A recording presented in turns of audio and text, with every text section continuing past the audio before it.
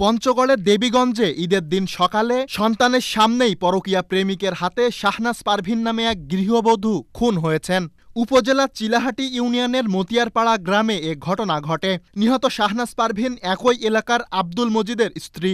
স্থানীয়রা জানান, 2 বছর আগে প্রতিবেশী আইনুলের ছেলে রাজুর সঙ্গে পরকীয়া সম্পর্কে জড়ান শাহনাজ।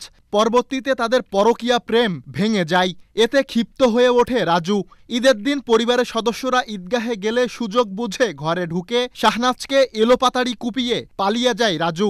এ ঘটনায় দেবীগঞ্জ থানার ভারপ্রাপ্ত কর্মকর্তা ইফতেখারুল মুকাদ্দেম জানান, মরদেহর পাশ থেকে একটি রক্তমাখা ছুরি উদ্ধার করা হয়েছে। ময়নাতদন্তের জন্য মরদেহ মর্গে প্রেরণ করা হয়েছে এবং পলাতক রাজুকে গ্রেফতারের চেষ্টা চলছে।